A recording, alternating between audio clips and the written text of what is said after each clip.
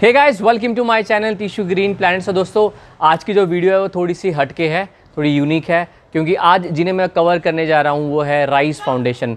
दोस्तों, इनका जो प्लान है, इनका जो विज़न है, इनका जो मिशन है बहुत ही अलग है, बहुत ही हटके है। मैं कोई इमोशनल मैसेज पास नहीं करना चाहता, लेकिन ये आज की रिक्वायरमेंट है। हमें कुछ अलग, कुछ हटकर सोचना पड़ेगा। दोस्तों, आज मैं जा रहा हूँ Brahma apartment sector 7 Dwarka new Delhi. तो वहीं से ये मेन इस मुहिम को चला रहे हैं। तो दोस्तों, मैं आपसे सहयोग चाहता हूँ कि आप भी हम सबको सपोर्ट दें इस चीज़ में। तो दोस्तों, आइए कवर करते हैं, मिलते हैं मधुकर जी से एंड मुनीश जी से। वीडियो थोड़ी लंबी हो सकती है क्योंकि इसमें हम डिफरेंट आइडियाज़, उनके कॉन्सेप्ट्स और क्या चीज़ अलग है, क्या चीज़ उसे यूनिक बनाती है। तो जैसे कि अगर मैं बात करूँ इनके इको ब्रिक्स कॉन्सेप्ट को लेके, या फिर इनका मियावाकी फ़ॉरेस्ट में ये कम जगह में कैसे ज़्यादा से ज़्यादा पेड़ लगा रहे हैं। और दोस्तों, इनके पास में फ्री सैपलिंग्स भी अवेलेबल होती हैं, तो आप वो भी इनसे प्राप्त कर सकते हैं, ले सकते हैं।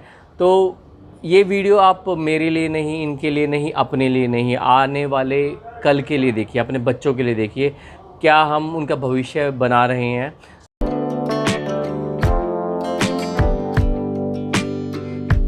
सो मधुकर जी, मैं आपसे जानना चाहूँगा कि आपका क्या मोटिव है, क्या विज़न है, और आपका क्या सोचना है एनवायरनमेंट को लेके, कैसे आप इसे आगे बढ़ाना चाहते हैं। प्लीज़ थोड़ा सा अपने बारे में बताइए।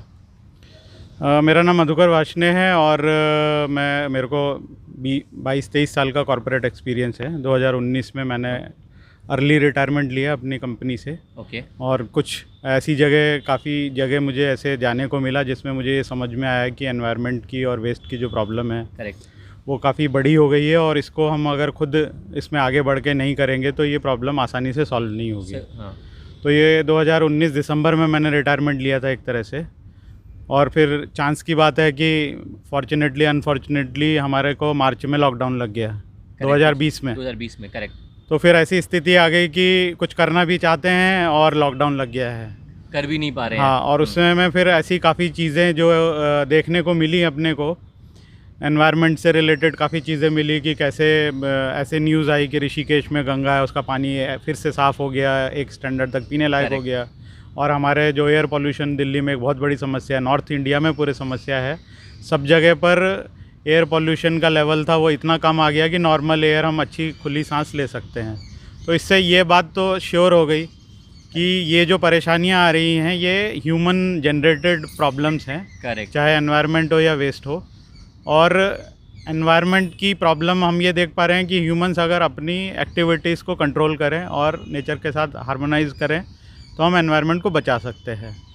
तो वो एक थॉट निकली। और दूसरी निकली वेस्ट की, क्योंकि जिस तरह से मैन पावर की शॉर्टेज हुई और वेस्ट क्या है, घरों में इकट्ठा होने लगा, क्योंकि आपके यहाँ कलेक्शन के लिए नहीं आ रहा है। शुरू में काफ़ी परेशानियाँ हुई, तो उस समय पर फिर हमने ये देखना शुरू किया कि ये जो घर में वेस्ट निकल रहा है उसको हम क्या कर सकते हैं, सोल्यूशन क्या कर सकते हैं। तो हमें ये पहले से पता है, क्योंकि हमारी एनजीओ है राइज फाउंडेशन, जो पिछले 2011 से काम कर रही है। Sir, rise foundation? हाँ, ये 2011 से हमारी फाउंडेशन काम कर रही है। और इसमें हम लोग एक 10 साल से, एक डिकेड से वेस्ट मैनेजमेंट पे अवेयरनेस का काम द्वारका में करते रहे। तो सर, ये कौन मैनेज करता है राइज फाउंडेशन को? इसका मैं फाउंडर हूँ, इसके साथ में मेरी टीम है, जैसे मुनीश जो हमारे साथ में है, ये भी हमारे मेम्बर हैं। ओके। तो फिर ये रियलाइज़ हुआ कि ये जो कूड़ा घर में बढ़ रहा है इसका भी हम कुछ कर सकते हैं, जो कि हम करते भी थे।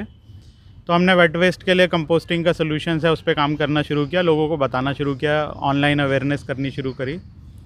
और एनवायरनमेंट के लिए और ड्राई वेस्ट के लिए, जैसे मुनीश आपको बताएंगे कि इको ब्रिक्स का एक कॉन्सेप्ट हमने लेके आया कि घर में बैठ के करें, क्योंकि इस तरह के सोल्यूशंस में लोग सोल्यूशन तो चाहते हैं, लेकिन आपको बॉटलनेक क्या है कि या तो वो मोटराइज, इलेक्ट्रिकल या इंडस्ट्रियल सोल्यूशन होते हैं। करेक्ट। तो रेजिडेंशियल वेस्ट जो है वो इग्नोर हो रहा है, जिस वजह से जो है वो जो हमारे घरों का वेस्ट है, आप देखेंगे कि ये प्रॉब्लम क्यों है। जब हमारे पास में इतने बड़े बड़े रिसाइकलिंग के प्लांट हैं, इतने बड़े बड़े कंपोस्टिंग के भी अगर प्लांट गवर्नमेंट या एमसीडी क्लेम करती है, फिर भी प्रॉब्लम क्यों है? प्रॉब्लम इसीलिए है कि हाउस होल्ड लेवल पे अवेयरनेस नहीं है। हाउस होल्ड लेवल पे अगर अवेयरनेस है तो लोगों को ये नहीं पता चलता है कि मैंने सेग्रीगेट भी किया तो मेरे वेस्ट का क्या हो रहा है। तीसरा जो मेजर जो लर्निंग थी हमारी एनवायरनमेंट वाली, वो भी हमने इमीडिएटली लॉकडाउन के बाद शुरू कर दी। इसके अंदर में अब हम लोग मियावाकी अर्बन फॉरेस्ट टेक्निक को मियावाकी, हाँ, मियावाकी ये जापानीज़ बॉटनिस्ट हैं ओके, जो 92 ईयर्स के हैं और अभी भी जापान में रहते हैं, काम कर रहे हैं। हाँ, ये उनके टेक्निक है। क्योंकि जापान में जिस तरह से जगह की कमी है और उनके यहाँ काफ़ी एनवायरनमेंट इम्पैक्ट हुए थे सेकेंड वर्ल्ड वॉर के बाद, तो ये मियावाकी जो है डॉक्टर मियावाकी, इन्होंने ये एक टेक्निक पे काम किया, कई 20-25 साल उस पर रिसर्च करी। और उसके बाद में ये एक टेम्पलेट निकल के आया। तो आज की डेट में तकरीबन 170 सिटीज़ में मियावाकी टेक्निक से ये जंगल लगाए जाते हैं। तकरीबन 40 लाख पौधे इसमें लगाए जा चुके हैं। तो आपने वो तो हमने ये अडॉप्ट करा कि सिटी में हम कैसे कर सकते हैं, सिटी में जो एयर पॉल्यूशन की प्रॉब्लम है या एनवायरनमेंट इम्प्रूवमेंट कैसे कर सकते हैं। तो फिर हमें ये भी पता है कि कन्वेंशनल तरीके से जब हम प्लांटेशन कर रहे हैं, जो हर साल कई करोड़ पेड़ इंडिया में लगते हैं, लेकिन उनका सर्वाइवल रेट है जो 10 से 20% है। इसके पीछे एक बड़ा रीज़न है कि उनकी मेंटेनेंस नहीं होती। तो ये जो हम प्रोजेक्ट करते हैं मियावाकी टेक्निक से, इसकी हम 3 साल तक मेंटेनेंस भी करते हैं।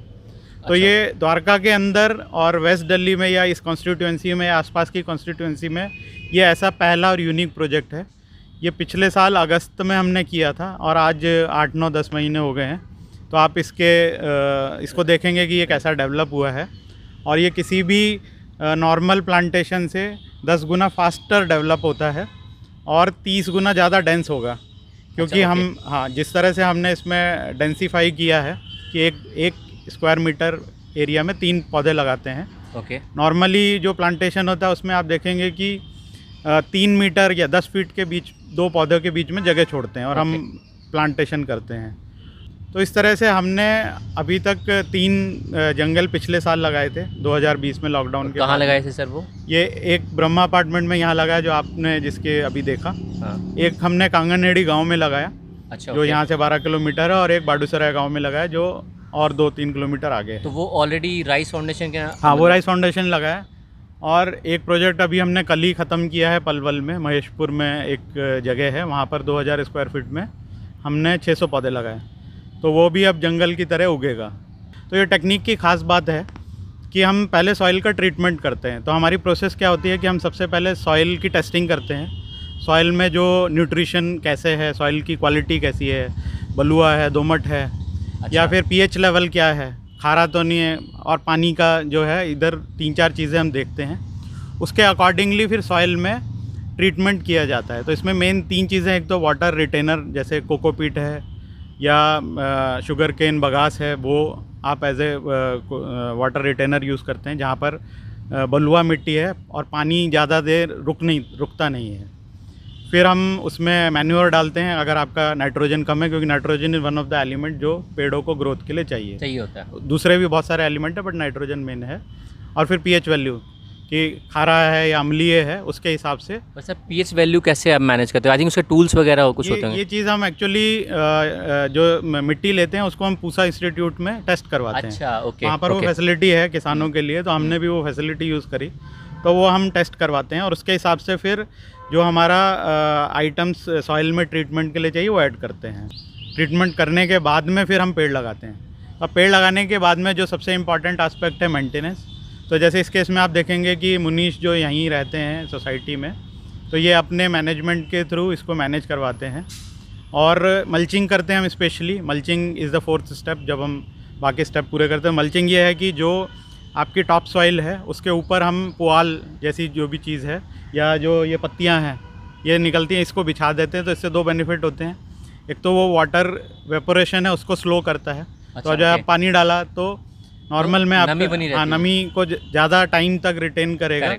और दूसरा जो है वीड्स जो होती हैं, खरपतवार जो होती है, उसको भी वो कंट्रोल करेगा। करेक्ट। तो ये 2 पर्पज़ होते हैं। तो ये चीज़ मेंटेनेंस में चाहिए कि इसको टाइम से वीड को देखना है और पानी देना है, ग्रोथ देखनी है। तो ये हम 3 साल तक खुद करते हैं। और ये इन जंगल की खासियत है जो टेस्टेड वेरीफाइड है कि 3 साल के बाद में ये पौधे सेल्फ सस्टेनेबल हो जाते हैं।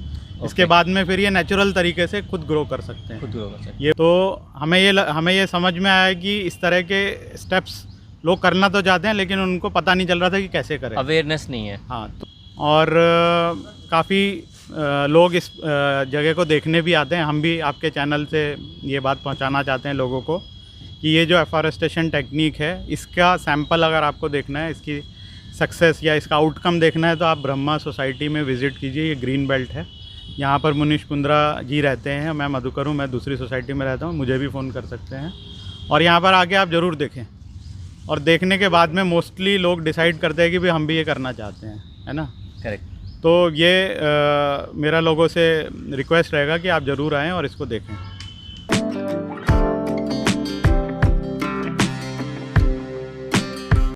सो मैं मुनीश जी से जानना चाहूँगा कि इनका क्या प्लान ऑफ एक्शन है, कैसे ये आगे इस चीज़ को बढ़ाना चाहते हैं, कैसे ये जो डीकम्पोस्टिंग है, इको ब्रिक्स है, ये कैसे दिमाग में आया और आगे क्या इनका प्लान है, आगे कैसे करना चाहेंगे फ्यूचर में। सो मुनीश जी प्लीज़ बताइए कुछ इस बारे में। बेसिकली जैसे मैं बता रहा था इको ब्रिक्स के बारे में, एक तो सिंगल यूज़ प्लास्टिक एक मेजर सोर्स है एनवायरनमेंट पोल्यूशन का।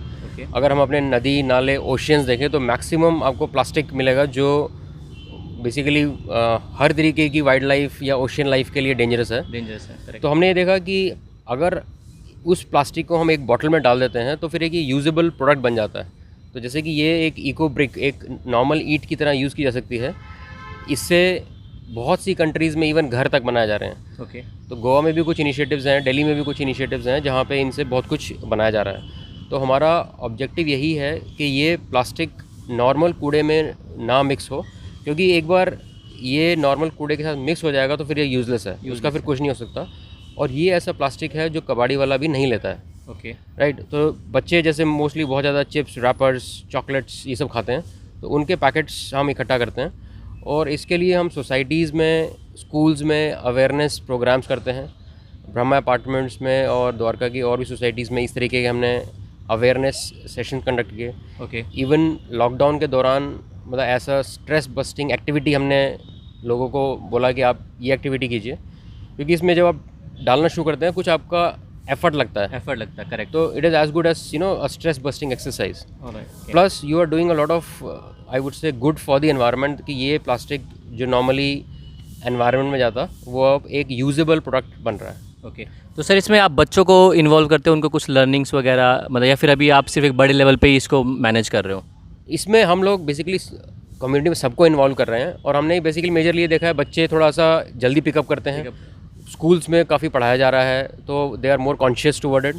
और हमने देखा कि सीनियर सिटीजन्स भी काफ़ी एक्टिव हैं इन सब चीज़ों में। तो I would say we got more support from children, senior citizen. Definitely there are other people also who are coming forward to help. और पर्टिकुलरली हमने देखा कि एक जो हमारे घरों का वेस्ट है उस पर हमारा ध्यान गया कि अगर हम उसको एट सोर्स ही सेग्रीगेट करना शुरू कर दें। एक तो जो अभी जैसे गाजीपुर वगैरह पे काफ़ी बड़े बड़े लैंडफिल्स हैं, पहाड़ बन गए हैं, तो उन पे प्रेशर कम हो जाएगा। उसको हम 50% कम कर सकते हैं ऑलमोस्ट, अगर हम चाहें तो। हाँ, तो बेसिकली हमने देखा कि सोसाइटी लेवल पे हमने उस दौरान अवेयरनेस सेशंस शुरू किए और लोगों को मोटिवेट किया कि वो अपने घर में एक तो कूड़ा सेग्रीगेट करें। ओके। उसमें मतलब हमारी सोसाइटी में कंपोस्टिंग मशीन है, तो जो ऑर्गेनिक वेस्ट है वो कंपोस्टिंग में चला जाता है। ओके। फिर उसके बाद हमने देखा कि बहुत सारा प्लास्टिक वेस्ट है, उसको कैसे यूटिलाइज़ किया जाए। ओके। तब फिर हमारे को ये इको ब्रिक्स का कॉन्सेप्ट मिला, जिसमें हमने देखा कि अगर वो जो सिंगल यूज़ प्लास्टिक है जो कहीं यूज़ नहीं हो पा रहा है, ओके, उसको हम इन बॉटल्स में भरें और लोगों को उसके प्रति जागरूक किया काफ़ी। तो ये फिर हमने उस तरीके से धीरे धीरे इसको स्टार्ट किया। और ब्रह्मा अपार्टमेंट्स में अभी काफ़ी लोग हैं जो इको ब्रिक्स बना के हमारे को देते हैं। अच्छा। जो आइडियल सोसाइटी का मैं तो कहता हूँ कि कुछ भी वेस्ट बाहर नहीं जाना चाहिए, सब अंदर कंज्यूम हो सकता है, पॉसिबिलिटीज़ हैं। उसके बाद डेफिनेटली इसको और डिफरेंट एरियाज़ में लेके जाने का, क्योंकि सोसाइटीज़ में सब कुछ प्लान्ड होता है तो इट इज़ ईजी। बाकी जहाँ कॉलोनीज़ हैं वहाँ पे भी हमारा ले जाने का प्लान है।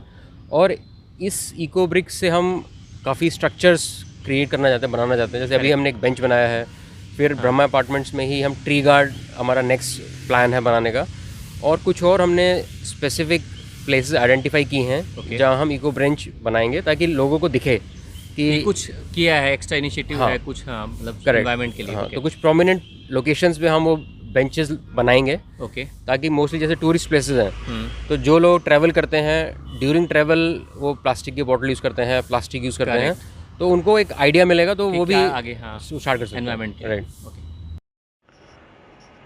सो गाइज, अगर आपको फ्री सैपलिंग्स चाहिए, पौधे चाहिए, तो इनके पास में आम के छोटे छोटे सैपलिंग्स अवेलेबल हैं, जामुन के हैं, बेल के हैं। और वैसे ही अगर आपके पास में कोई भी सीड्स हैं जो आपने एक फ्रूट खाया है तो आप उसके सीड्स बचा के रखिए। आप मधुकर जी को और मुनीश जी को दे सकते हैं। तो दोस्तों ये सैपलिंग्स तैयार करके लोगों में बांटते हैं जिससे एनवायरनमेंट हमारा और अच्छा होता है। तो दोस्तों हम ऐसे ही एक दूसरे को सहयोग करेंगे तो हमारा वातावरण आने वाले टाइम में ज़रूर अच्छा होगा।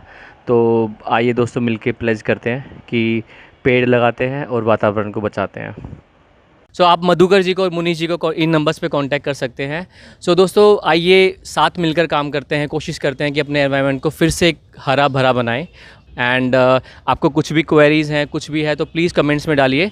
मैं कोशिश करूँगा कि मैं मुनीश जी से और मधुकर जी से डायरेक्टली आपके आंसर्स करवाऊँ। आपका कोई भी क्वेरीज़ हैं आप इस पर्टिकुलर इनिशिएटिव को लेके, सो प्लीज़ कांटेक्ट कीजिए, कमेंट्स कीजिए, आपको बता पाएँ कि हम कैसे इस मुहिम को आगे बढ़ा सकते हैं। सो तब तक के लिए दोस्तों देखते रहिए tissue green planet. Thank you so much.